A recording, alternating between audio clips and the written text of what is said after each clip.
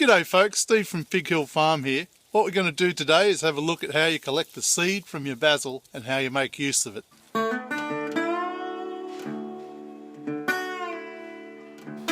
it's got to the end of the season and these basil plants have flowered. It's getting to the point where we're going to deflower them and probably harvest the rest of that crop and turn it into pesto and that kind of thing. These seed pods shouldn't be wasted though. What we do is we cut those off, and that's full of the basil seed. Just go along with your secateurs normally and just trim those all off and pop them in a brown paper bag like that in the sun until the seed all drops. But there's plenty of seed there, and that's either next year's seed, or you can use it if you get a lot of seed like I will out of this. You can use it for sprouts and make little microgreens.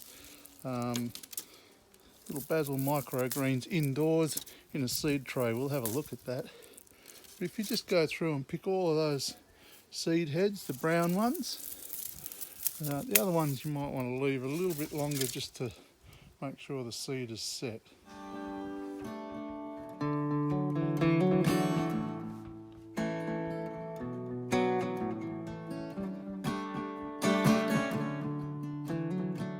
There's my basil sitting in the sun in a little brown bag. That'll all dry and drop its seed, and then I'll be able to collect it from the. So that bag full of basil's been sitting there in the sun for the last week or so, maybe a bit longer. It's time to process it. I like to take the now dry basil, put it all out into a big tray like that. Give it a bit of a tap, make sure you get all the seed. So all of this is quite dry now. I'll strip that off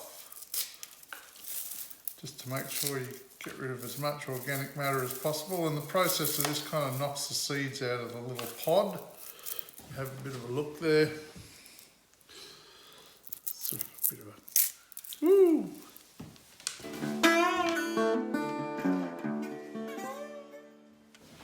You can see there now I've separated most of the seed pods and things, but there's a lot of chaff still in there, the hairy stuff. If you go through there, each little pod contains a seed or two, and we've got to get that out of there. So you could go through and pick it out, but that would take you a couple of lifetimes to clear all this.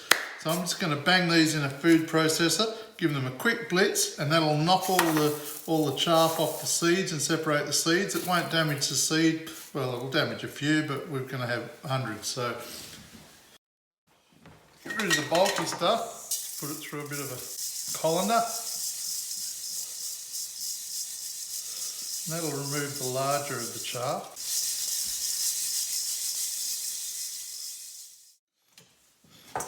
See there, I've just separated off all the big chunky bits. We've got the seed and the finer chaff in there.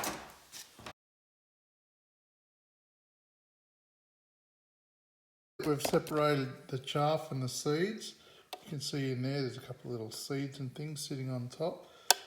They've survived, but the chaff hasn't. So now what we have to do is blow away all of that chaffy stuff and keep the seed. So I've just come outside for this next step because it's a little messy. What we're going to do is just pour this from one bowl to the other while gently blowing the chaff away.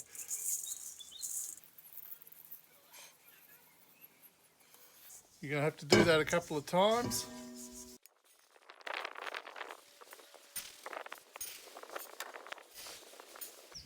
You can see as the seed is heavier, it falls straight down, but the chaff blows away.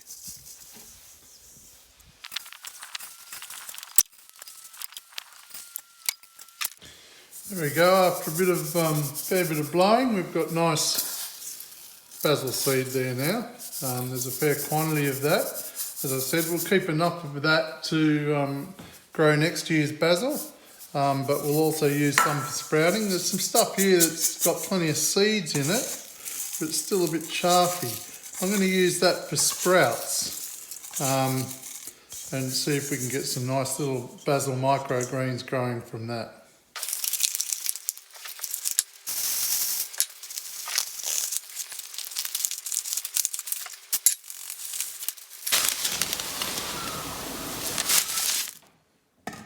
So I've just got a little takeaway food container here with some wet tissue in the bottom. If you haven't done any sprouting, we've got a sprouting video that you might want to watch, but essentially it talks you through this. All you really do is sprinkle your seed over the top. I'm going to give this quite a heavy coating because there's a lot of chaff in there. You've got to keep this moist until they sprout. Basically pop those on the fridge for a couple of days and we'll come back to it. So since we did that, it's been about, I'd say 9 days, maybe nearly 10 days. You can see here these have sprouted. A little bit slow to start. Next to it here I've got some other basil seeds that I did about 6 days ago, so they've come along a lot quicker. That's without the chaff, that's just seed straight onto a wet tissue. So it seems that we got a little bit better result without the chaff, but yeah, it all works, and these will just grow on to the point where they're a bit like our other sprouts and things. You can see they're actually cress, but we can grow these basils on and then use them as microgreens on pasta dishes and that kind of thing. But anyway, there you go. Keep your seed.